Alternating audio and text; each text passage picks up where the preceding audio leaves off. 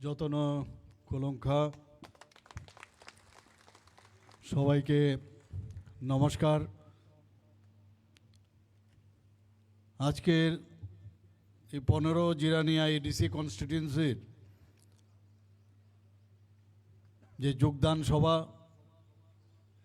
এবং বিপুল পরিমাণে আমাদের মা ও বোনেদের যে উপস্থিত এবং ভাইদের যে উপস্থিতি, আজকে কিন্তু আগামী দিন কি হতে যাচ্ছে সেটা কিন্তু আজকে বোঝা যায় আগামী দিন কি হবে। এর মধ্যে আর দুই মত নেই। কুমলুং কিন্তু অলরেডি কাঁপুনি শুরু হয়ে গেছে। তো আজকের এই সবাই আমাদের মাঝে উপস্থিত আছেন, যিনি একটু আগে ওনার মূল্যবান বক্তব্য আমাদের সামনে রেখেছেন, ত্রিপুরা সরকারের মাননীয় ট্রাইবেল ওয়েলফেয়ার এবং অন্যান্য দপ্তরের মন্ত্রী শ্রী বিকাশ দেববর্মা মহোদয়। উনি বিস্তারিত আলোচনা আমাদের সামনে রেখেছেন এবং এই এডিসি এখন কিভাবে চলছে সেই বিষয়েও কিন্তু উনি আপনাদের সামনে পূর্ণাঙ্গ যে একটা পিকচার রূপ উনি আপনাদের সামনে রেখেছেন। আপনারা এখন বুঝতে পারছেন যে এতদিন ধরে 35 বছর কিভাবে সিপিএমরা এই তিপ্রাসাদের নিয়ে রাজত্ব করেছে, আর এখন অনেক আশা আকাঙ্ক্ষা নিয়ে যারা এডিসি চালাচ্ছে, আপনাদের অনেক বিশ্বাস ছিল, কিন্তু আজকে কিন্তু সেই বিশ্বাস আজকে কিন্তু দেখা যাচ্ছে না। সেই বিষয়ে পূর্ণাঙ্গ তথ্য দিয়ে আমাদের মাননীয় মন্ত্রী শ্রী বিকাশ দেববর্মা মহোদয় এখানে বলেছেন। আমাদের মাঝে উপস্থিত আছেন আমাদের জনজাতির যুব আইকন এবং ভারতীয় জনতা পার্টির জেনারেল সেক্রেটারি ত্রিপুরা প্রদেশের শ্রী বিপিন দেববর্মা মহোদয়। উনিও বিস্তারিত আলোচনা এখানে রেখেছেন। আমার এখনও মনে আছে যে পার্টি এখন এডিসি চালাচ্ছেন তাদের সর্বোচ্চ যিনি নেতা এবং নেতাগণ আমাকে বলছিলেন যে ভারতীয় জনতা পার্টির যে জনজাতির যে সংগঠন আমাদের জনজাতি মোর্চা, বিপিন দিয়ে আর ওই ট্রাইবেল ওয়েলফেয়ার মিনিস্টার বিকাশ দেববর্মা রামপদ জমাতিয়া দিয়ে কিচ্ছু হবে না, কিচ্ছু হবে না। আমি এখন বলছি ওনাকে আন্ডার এস্টিমেট করবেন না, কাউকে আন্ডার এস্টিমেট করবেন না। আজকে কিন্তু বুঝছেন কি অবস্থা, হারে হারে টের পাচ্ছেন, হারে হারে টের। ইংরেজি যদি বলি কি বলবো, বোন টু বোন, হারে হারে বোন টু বোন কিন্তু টের পাচ্ছেন এখন। তো আমাদের এখন এখানে আমাদের মাঝে উপস্থিত আছেন যে আমাদের সদর যে রুরাল ডিস্ট্রিক্ট, যার নেতৃত্বে এখন সমস্ত এই সদর রুরাল ডিস্ট্রিক্ট চারিদিকে আবার নতুনভাবে একটা আলোড়ন সৃষ্টি হয়েছে।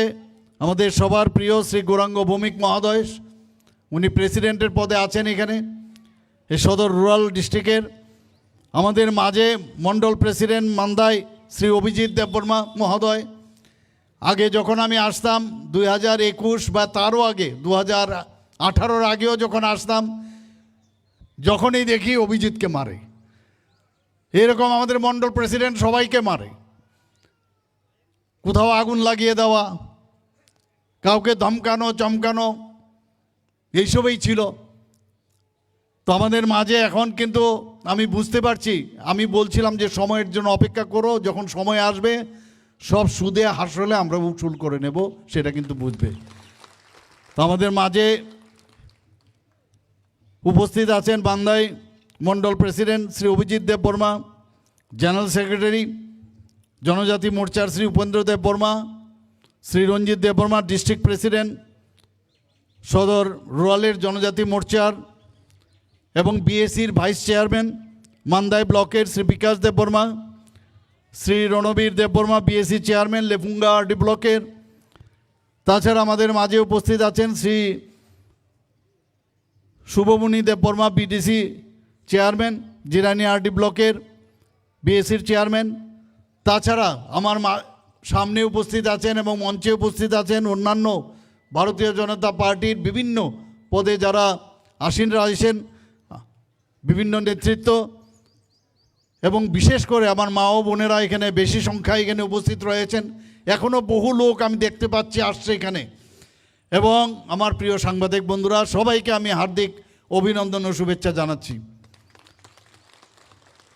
যেখানে যাচ্ছি, সাবরুম থেকে আজকে ঊনকোটি হোক, ধর্মনগরে হোক, কৈলাসহরী হোক, সব জায়গায় আজকে আমরা দেখতে পাচ্ছি মানুষের বিশ্বাস আমাদের মাননীয় প্রধানমন্ত্রী শ্রী নরেন্দ্র মোদীজির উপর চলে এসছে। কারণ সিপিএমের সময় আমরা দেখতাম কি, উনাদের সময় এই জনজাতিদের সুড়সুড়ি দিয়ে নানাভাবে তাদের সময় এখানে টেররিস্টদের সৃষ্টি করা হয়েছিল। আপনারা সবাই জানেন, বিভিন্ন গোষ্ঠীর নাম, এটিটিএফ, এনএলএফটি, এরকম অসংখ্য। এবং এই জায়গার মধ্যে আপনারা জানেন, আমাকে বলছিলেন জেনারেল সেক্রেটারি মহোদয়, এখানেও নৃশংসভাবে কত জনজাতি গোষ্ঠীর লোকদের কীভাবে নৃশংসভাবে মারা হয়েছে সবাই জানে। এখানে হত্যা করা হয়েছিল।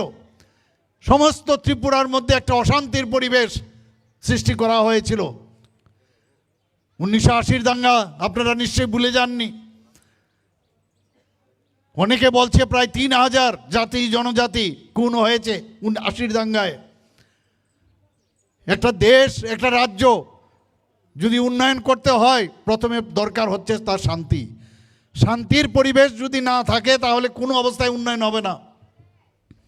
আজকে 28টা রাজ্যের মধ্যে ত্রিপুরাতে আমরা এক শান্তি দিক দিয়ে যদি ল অ্যান্ড অর্ডারের সিচুয়েশন আমরা দেখি, আমরা নিচের দিক থেকে এখন 3 নম্বরে রয়েছে বন্ধুগণ। কিছুদিন আগে আমাদের ডিজিপি সাহেব সাংবাদিক সম্মেলনে উনি বলছিলেন 20 বছরের মধ্যে একটা ইতিহাস রয়েছে। ক্রাইম 8.2% ত্রিপুরাতে এখন কমে গেছে বন্ধুগণ।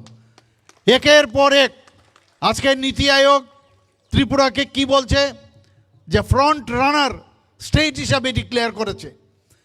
ত্রিপুরাতে চারিদিকে এখন উন্নয়ন উন্নয়ন। এটা একমাত্র সম্ভব হয়েছে কার কারণে? কারণ আমাদের গার্জিয়ান হয়েছে মাননীয় প্রধানমন্ত্রী শ্রী নরেন্দ্র মোদীজি। আর ওনার সাথে কে রয়েছেন? আমাদের মাননীয় গৃহমন্ত্রী শ্রী অমিত শাহজি। এখন আমাদের সর্বভারতীয় সভাপতি, এখন আগে ছিলেন আমাদের জেপি নাড্ডাজি, এখন আমাদের নীতিনজি, এখন নতুনভাবে উনি সর্বভারতীয় সভাপতি হয়েছেন। উনি আবার নতুনভাবে শুরু করছেন কিভাবে সংগঠনকে শক্তিশালী করা যায়। আমাদের যে সংগঠন, ভারতীয় জনতা পার্টির সংগঠন, সেবাই ধর্ম, আমাদের মূল যে মন্ত্র সেটা হচ্ছে মানুষের সেবার মধ্যেই আমরা থাকতে চাই। আর আগে এই যে পার্টি সিপিএম কংগ্রেস, আমরা দেখেছি কিভাবে মানুষকে এক্সপ্লয়েট করা যায়, মানুষকে বোকা বানানো যায়। আর অনেকে বলে ঠকাই ঠকাই, আর মানুষকে কিভাবে ঠকানো যায়, এই ঠকাই ঠকাই করে 35 বছর, এরপরে এখনও ঠকানোই চলছে। এর বিস্তারিত আলোচনা করেছেন আমার পূর্ববর্তী বক্তারা। ভারতীয় জনতা পার্টি মিথ্যা কথা বলে না, যা বলে তাই করে। আজকে মাননীয় প্রধানমন্ত্রীজি আসার পর যেভাবে জনজাতিদের তাদের উন্নয়নের কথা বলছেন, যেভাবে সম্মান দেওয়ার চেষ্টা করছেন, মুখে নয়, কথায় নয়, কাজের মাধ্যমে। আজকে আমাদের দেশের রাষ্ট্রপতিজি একজন জনজাতি মহিলা, তাও আবার মহিলা। আজকে কোনোদিন ভাবা যায় কোনোদিন যে একজন জনজাতি মহিলা উড়িষ্যার অজগায়ের থেকে ওনাকে আজকে রাষ্ট্রপতি বানানো হয়েছে। গতকাল উনি, আপনারা সবাই বাজেটে উনি শুরু করেছেন, ওনার বক্তব্যের মাধ্যমে বাজেটের অধিবেশন শুরু হয়েছে। এইরকম একটা সম্মান একমাত্র সম্ভব হয়েছে মাননীয় প্রধানমন্ত্রীজি এবং ভারতীয় জনতা পার্টির জন্য। আমাদের এই এডিসি এলাকার যদি উন্নয়ন আপনাদের দেখতে হয়, ত্রিপুরা সরকার বাদে এটা কোনো দিন সম্ভব হবে না, কোনো দিন সম্ভব নয়। কেউ যদি বলে যে আমাদের এখানে এত জায়গা আছে, তেমক জায়গা আছে, বিভিন্ন ইনভেস্টরদের বলে আসে যে আমার এখানে প্রচুর জায়গা আছে, আপনারা চলে আসুন। আসবে না ওনারা, প্রথমেই বলবে সরকার কি বলছেন। ত্রিপুরা সরকার যদি আমাদের বলেন তাহলে আমরা আসব, কারণ ত্রিপুরার সরকার উপর বিশ্বাস ওনাদের আছেন। যে কারণে আমি অনেকগুলো যে প্রজেক্ট যখনই ত্রিপুরা সরকার আমাদের কাছে প্রথমে আমাদের কাছে আসে, তারপর আমরা বলি হ্যাঁ আপনারা যান। কিছুদিন আগে আমাদের সরকার যখন প্রথম আসলো, এ হসপিটাল কুমলুঙে বাজেটের বহির্ভূত 30 কোটি টাকা দেওয়া হয়েছে শুধু কুমলুঙের হসপিটালের জন্য। বন্ধুগণ, আমাদের সরকার আসার পর কিছুদিন আগে বাজেট বহির্ভূত আমি এবং আমার সরকার আরও 30 কোটি টাকা দিয়েছি, এখানকার বিভিন্ন প্রজেক্টে দেওয়া হয়েছে। বন্ধুগণ, 39.6%, 39.06% আমাদের বাজেটের এডিসির উন্নয়নের জন্য দেওয়া হয়েছে।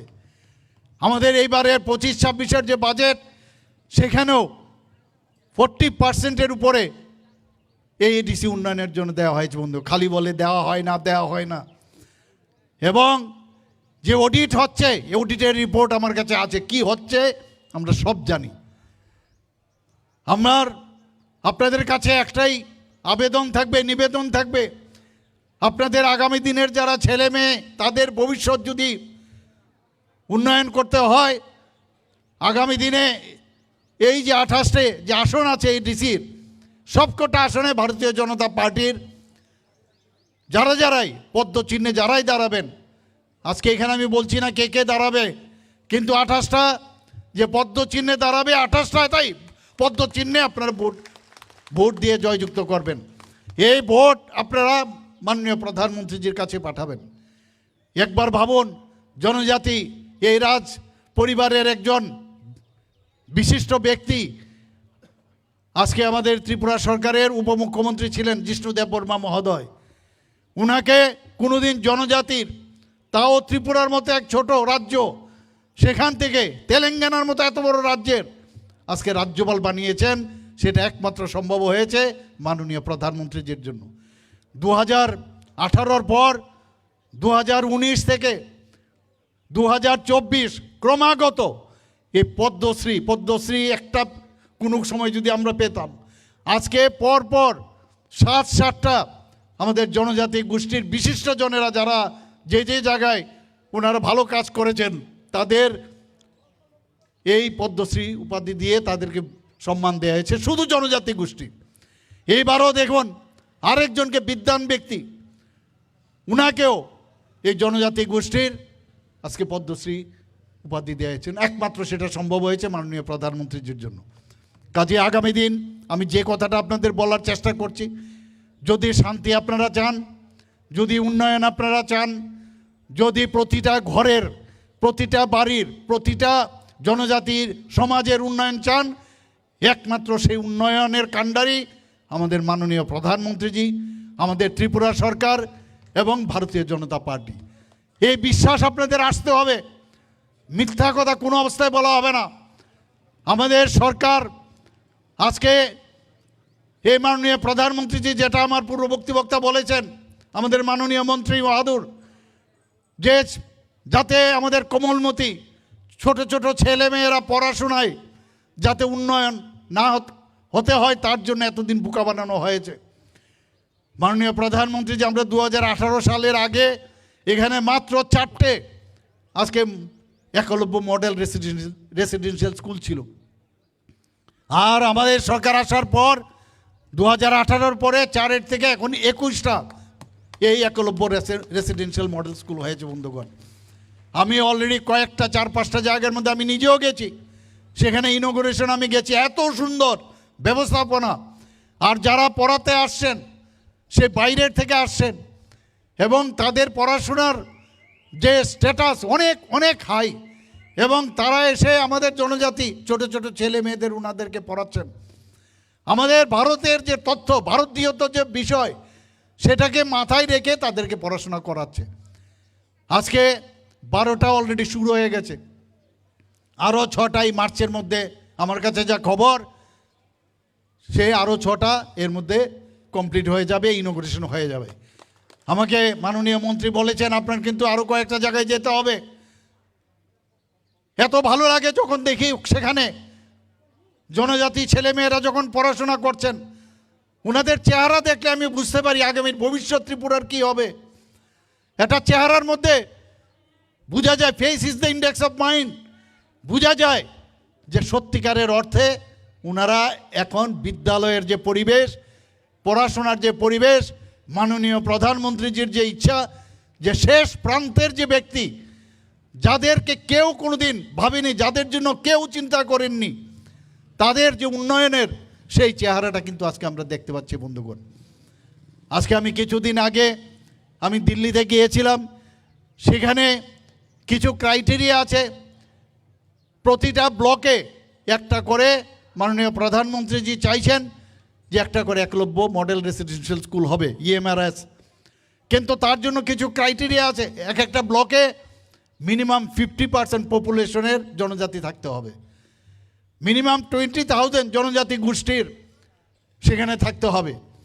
আমি তারপরেও কি আমি বললাম দিল্লিতে গিয়ে এবার যে আরও 15টা কিছু টু সাম এক্সটেন্ট কিছু রিল্যাক্সেশন যদি দেন তাহলে আরও 15টা এই একলব্য মডেল রেসিডেন্সিয়াল স্কুল করার জন্য আমি দাবি সেখানে জানিয়ে এসেছি।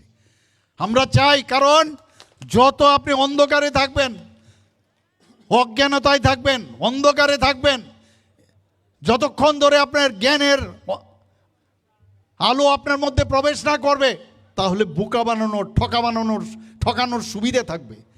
এ হচ্ছে কমিউনিস্টদের যে আইডিওলজি, সেইভাবেই ছিল। আর আমাদের সরকার বলছে না, আমাদের এই যে অন্ধকার আর আলোর মাঝখানে যে শিক্ষার যে সেতু, সেটা আমরা দিতে চাই। আমাদের ছেলেমেয়েরা মানুষ হবে ভালোভাবে, আমরা যে কোনো জিনিস কোনটা ঠিক কোনটা বেঠিক তারা বুঝতে পারবে।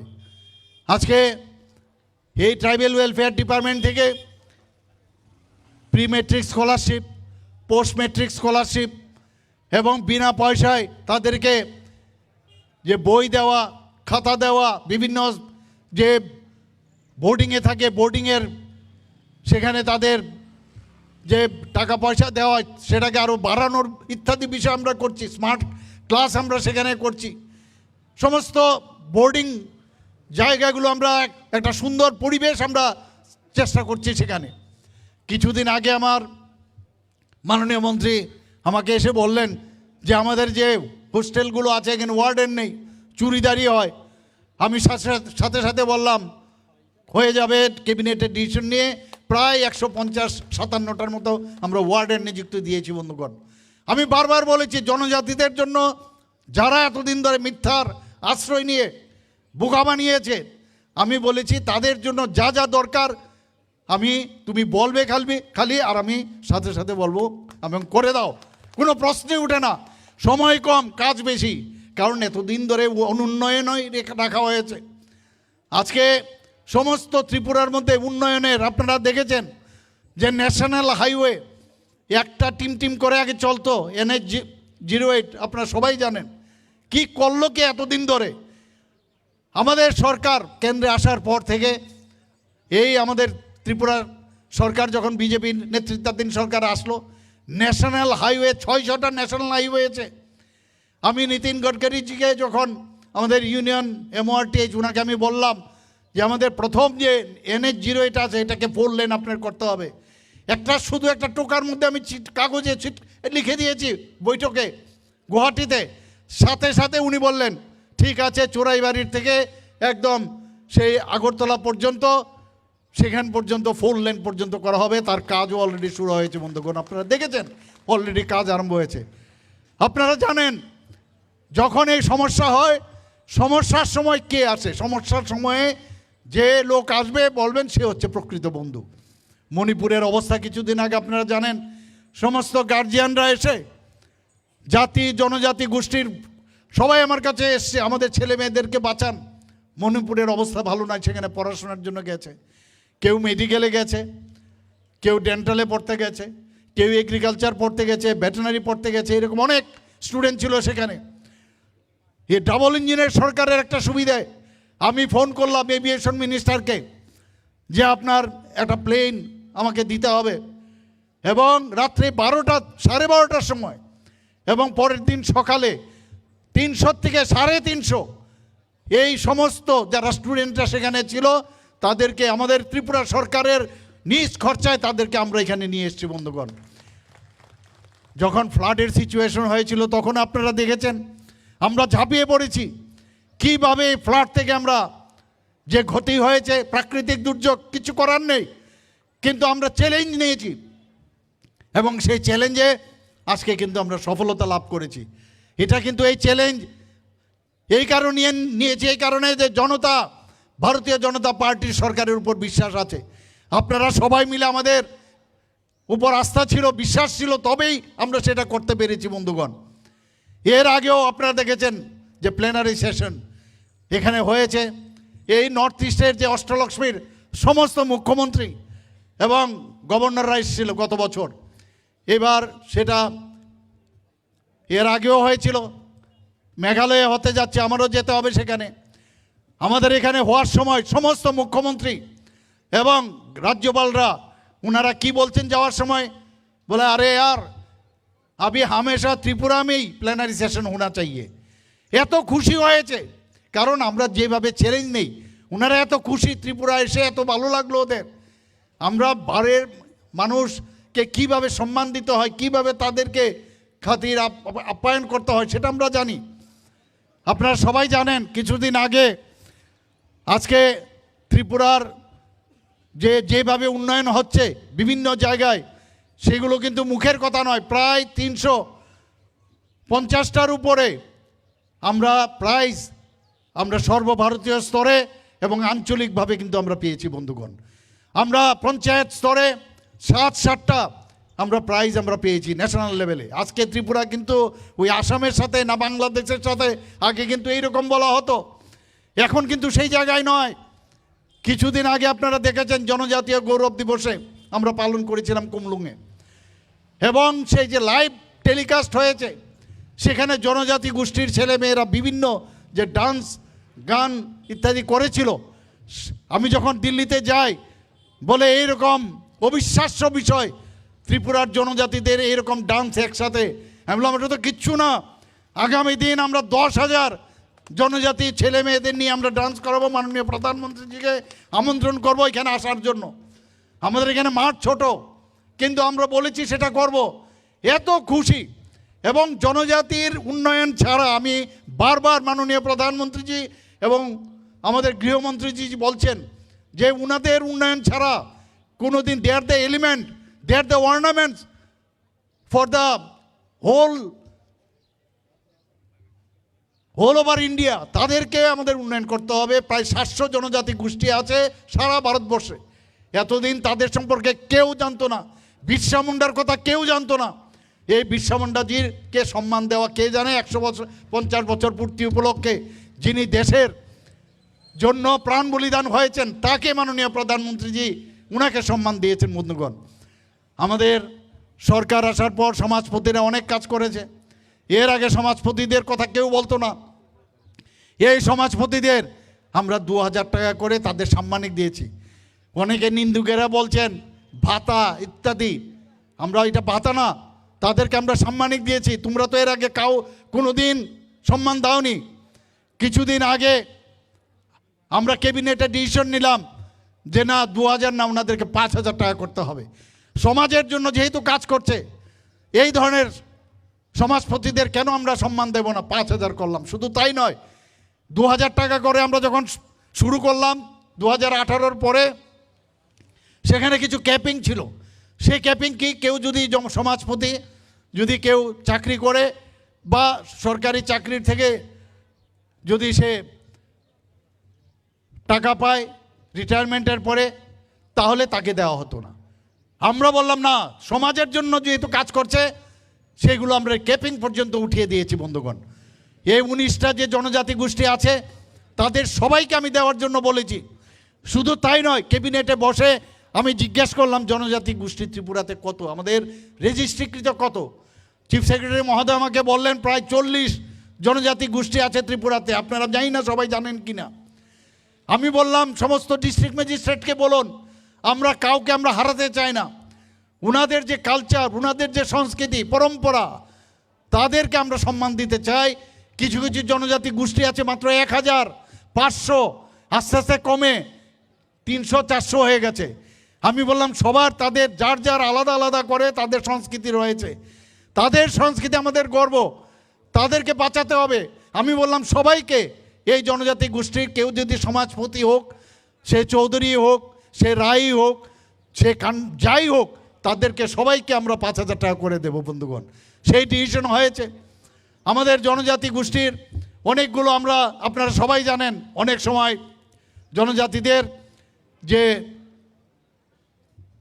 স্কিম, আমাদের ন্যাশনালি যে স্কিমগুলো থাকে, আমাদের যে স্কিমগুলো আমাদের স্টেট লেভেলে থাকে, সেই আমাদের জনজাতি ভাই বোনেরা অনেক সময় অফিসে যান, যাওয়ার পর কোন টেবিলে যাবে বুঝতে পারেন না। আমি বললাম যে সমস্ত সাব ডিভিশনাল লেভেলে, ডিস্ট্রিক্ট লেভেলে একজন করে টিসিএস সমকক্ষ অফিসারকে আমরা নিযুক্ত দিয়েছি বন্ধুগণ। এবং সেখানে কি বলেছি যে তাদের কাজ হবে ডিস্ট্রিক্ট লেভেলে এবং সাব ডিভিশন লেভেলে শুধুমাত্র জনজাতিদের যেসব স্কিমগুলো আছে সেগুলো যাতে 100% সেগুলো যাতে হয়, শুধু তাদের কাজ হবে সেগুলো দেখে রাখার জন্য। সেইভাবে আমরা কাজ করছি বন্ধুগণ, একের পর এক।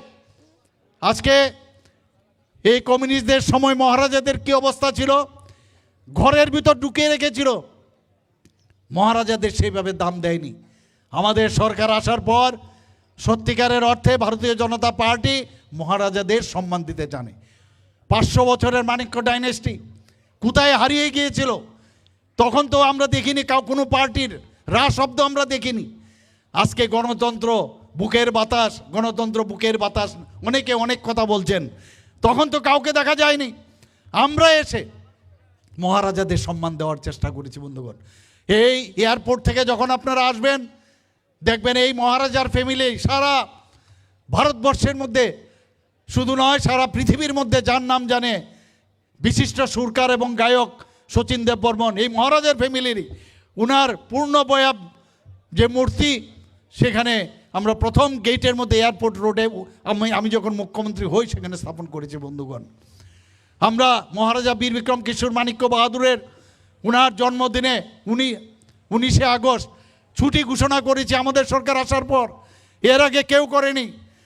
এই সিঙ্গারবিল, আগে সিঙ্গারবিল ছিল এয়ারপোর্ট, আমি জানি না সবাই জানেন কি না। সিঙ্গারবিল এয়ারপোর্ট দ্বিতীয় বিশ্বযুদ্ধের শেষকালে শেষের দিকে মহারাজা বীর বিক্রমের সময় সেটা হয়েছিল।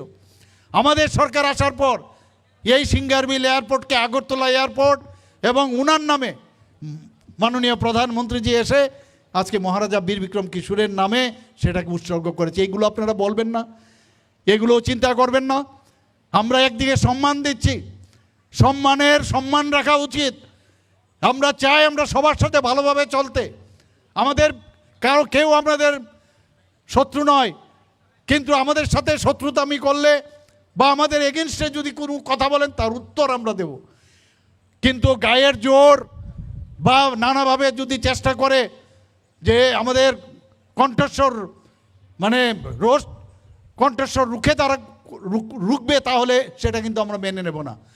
আর আমি বারবার বলছি, যেখানে আমাদের জনজাতি, আমাদের ভারতীয় জনতা পার্টির ইভেন জনজাতি কোথাও যদি কোনো রকম অত্যাচার হয়, I am the first person to go there, এবং সেখানে আমরা যাব। আমি যাইও সব জায়গায়। এটা কি ধরনের রাজনীতি? অসভ্যতামি, মার পিট, খুন, সন্ত্রাস, এ তো কমিউনিস্টরা করেছে, কংগ্রেসদের একই অবস্থা, এখনও সে একই চলছে। মাননীয় প্রধানমন্ত্রীজি আসার আগে এই দেশের কি অবস্থা ছিল? আমাদের যারা সোলজারদের তাদের গলা কেটে ভারতবর্ষে রেখে দিত।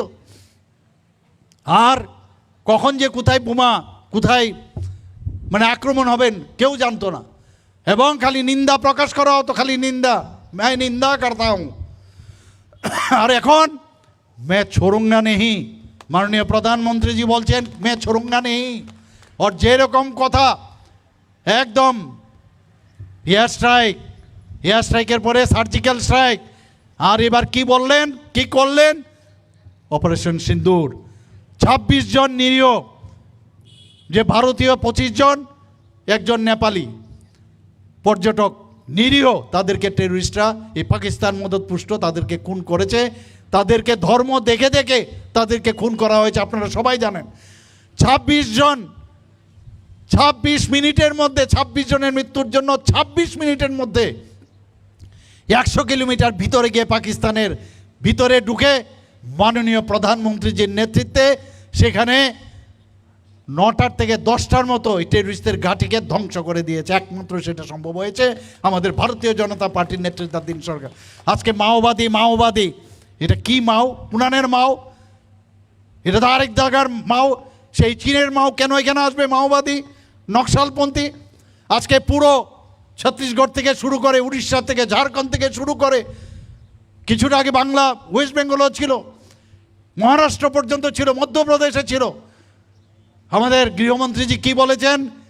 যে আর কিছুদিনের মধ্যে মাওবাদী জিরো ব্যালেন্সে চলে আসবে, আর কয়েকটা বাকি রয়েছে, সেইগুলো শেষ। আপনারা জানেন নর্থ ইস্টার্ন জোনে 11টার থেকে 12টার মধ্যে অ্যাকর্ড হয়েছে। সে 11টা থেকে 12টা অ্যাকর্ড হওয়ার পরে আজকে নর্থ ইস্টার্ন রিজনে শান্তি প্রতিষ্ঠিত হয়েছে।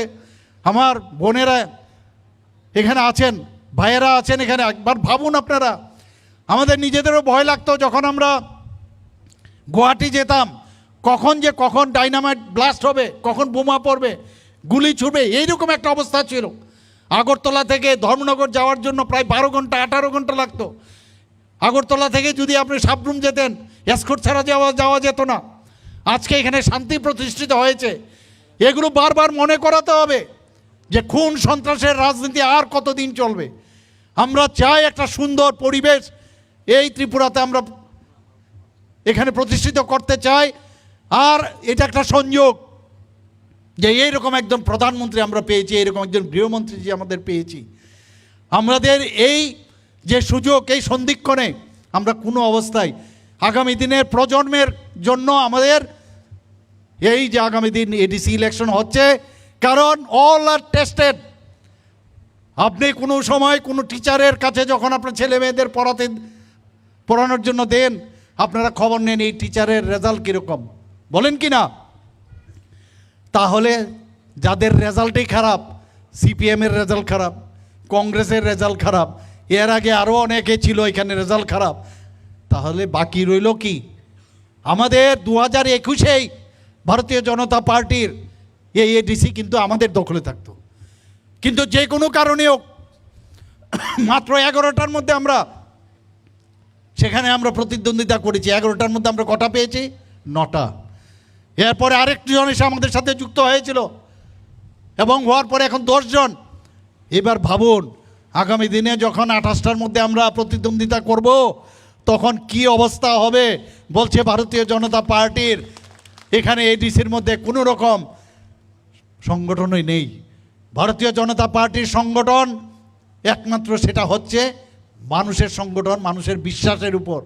মানুষ বুঝতে পেরেছে যে শান্তিতে যদি থাকতে হয়, যে কোনো পেটে ভাত না থাকলেও শান্তি প্রথমে থাকতে হয়।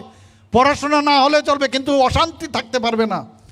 আর এখানে মাননীয় প্রধানমন্ত্রীজি আজকে মহিলাদের জন্য এখানে লাখপতি দিদি বানাচ্ছেন।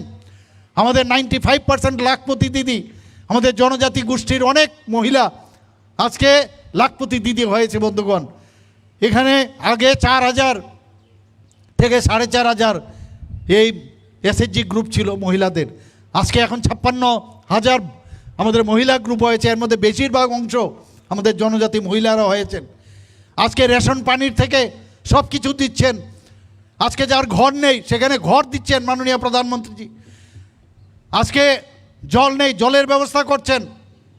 বিভিন্ন জায়গায় পাহাড়ে কিছু কিছু জায়গায় সমস্যা আছে, জল পাওয়া যায় না নিচে, সেখানে ইনোভেটিভ আইডিয়ার মাধ্যমে জলকে সেখানে ধরে রাখার ব্যবস্থা করা হচ্ছে এবং পাইপলাইনের মধ্যে দেওয়া হচ্ছে। সেখানে প্রায় 85% হয়েছে, বাকিটাও কিছুদিনের মধ্যে হবে।